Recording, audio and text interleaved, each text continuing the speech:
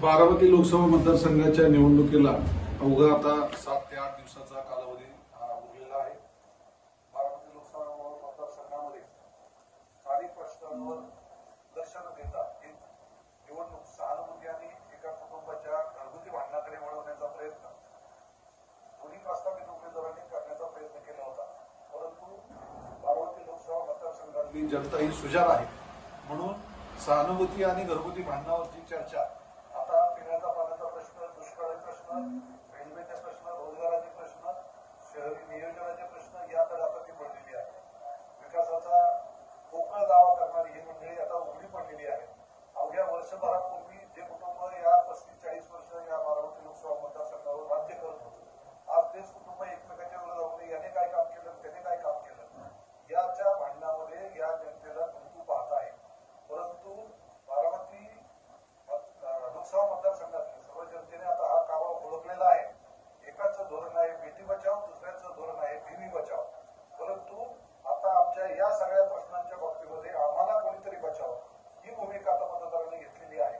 आणि वास्तविक पाहता मतदाराचे जे मूलभूत प्रश्न आहेत, पुरंदर तालुक्यातील दुष्काळाचा प्रश्न असेल, सासवड सारख्या शहराला 4 दिवसांनी पाणी येतं, सर्वात चांगली योजना खरं तर कुंजवणीच्या माध्यमातून त्या ठिकाणी कार्यान्वित होणार होती, परंतु ते थांबवण्याचं बाब कुणी केलं याची प्रश्न उत्तर खरं तर व्हायला पाहिजे होती। परंतु पुरंदरच्या तहामध्ये आता ती उरून गेली की काय अशी शंका आता पुरंदरकरांना त्या ठिकाणी आहे, सासवडकरांना त्या ठिकाणी आहे।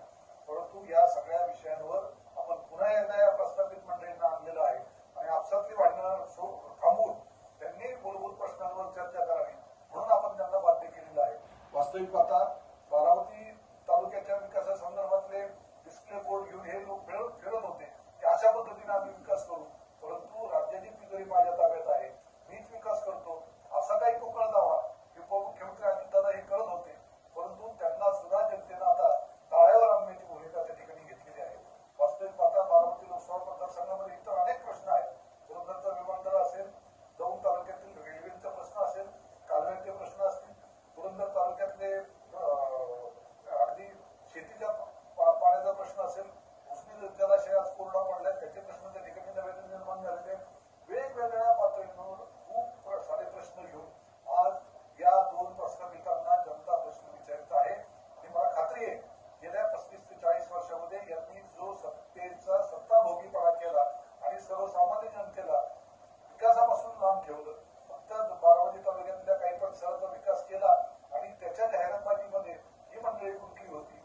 आता जनता त्यांना हे प्रश्न विचारते, बारामती गावातील 4 रस्ते म्हणजे आमचा विकास असेल तर आम्हाला बारामतीच्या या दोन्ही उमेदवारांना धडा शिकवायचा आहे। आणि ती भूमिका घेऊन उद्याच्या